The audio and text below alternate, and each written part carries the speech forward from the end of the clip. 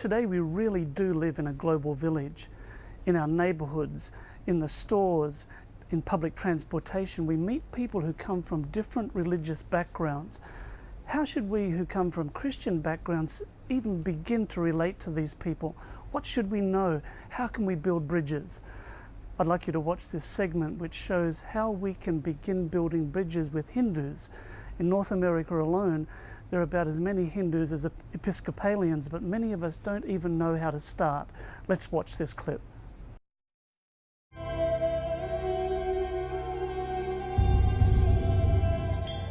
Hinduism, knowledge, duty, and devotion. Of the 900 million Hindus worldwide, more than 800 million live in the country of India. No one is sure of the exact number of divinities Hindus worship, but the most well-known are Brahman, Vishnu, and Shiva. Hindus believe that the soul is trapped in a cycle of birth, death, and rebirth, which can only be escaped through knowledge, devotion, or discipline. Hinduism is the most eclectic and syncretistic, or most accepting and inclusive of all the major world religions.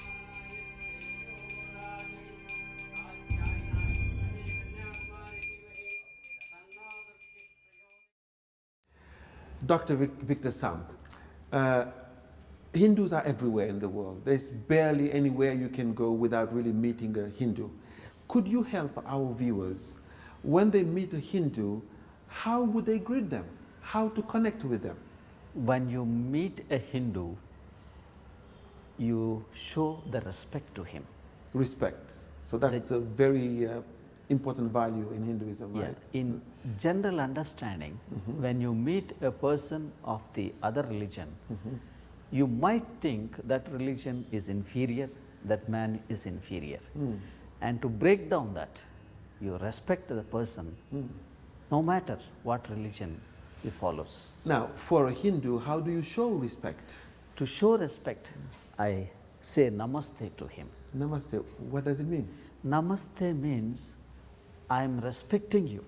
Oh, so then respect is really a core value then, therefore, Yes. in Hinduism.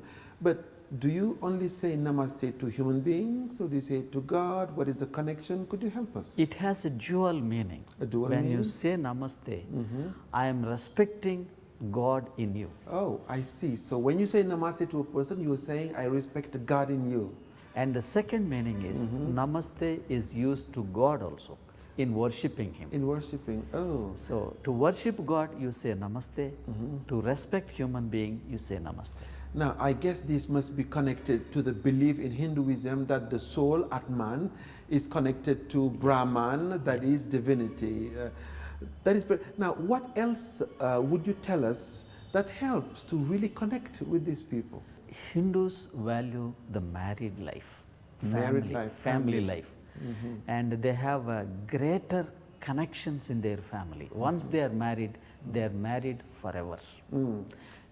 I see. So will I just go to a Hindu home? How does it function? And when you go to a Hindu home as a Christian, you have to explain to them through your behavior, through your approach, that you respect the family life. I see, that you respect family. Okay, life. now, what is it that really Hindu will abhor or avoid?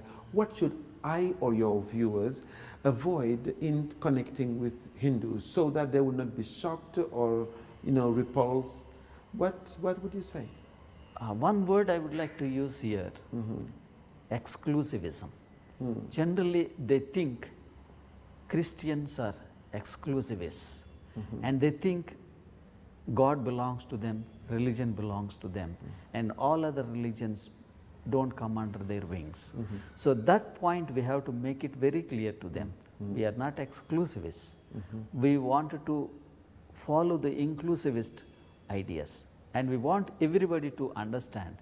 We want everybody is created by God, and we are one family. Yeah. I mean, of course, it is possible to respect people without necessarily validating their religion. Yes. So probably by respecting Hindus as people, Yes. You respect the person who is a Hindu. Yes. Then of course there's some connection. Now, what is it then that I should avoid doing practically? Practically, I meet a Hindu, there's something if I do, it may be shocking to him. What is that? when you meet any Hindu, if you wanted to enter into his home, first you have to leave your shoes outside. Shoes outside. Oh, Yeah. so it would be shocking if I enter a home without taking off my shoes, right? And they do not like it. Okay. They feel that you are disrespecting their custom. I This is a see. custom. Mm-hmm. And Hinduism is associated with the customs. I see. Customs and traditions of Hinduism are inseparable from their spiritual life.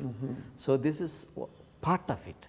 So this is one thing, when you visit any Hindu's home, you leave your shoes outside and walk inside. And immediately he thinks he is following our custom. I see. So Hindu is really a way of life, and where there's an integration of the spiritual, religious aspect Yes. to also the family, local, cultural aspect also. Now, is this connected also to this idea of respect still? Why would I have to take off my shoes? What does it mean?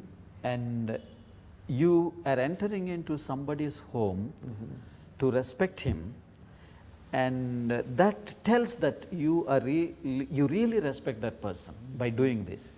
Is it also a gesture of humility, like the namaste that you mentioned earlier? It is part of worship. It is part of worship. Yes. Okay, so Part it of is a sign of humility then Yes. also, right? Yes. So basically humility then is really one of the core values of Yes. Hinduism. Yes. When you greet someone, you're bowing to the person, saying you are above me, right? Is that Yes. so? And okay, I see. And then the same thing for the shoes. Yes. You're taking them off as if you are in a sacred space. Yes. What else would you tell us that could be helpful as we connect with Hindus?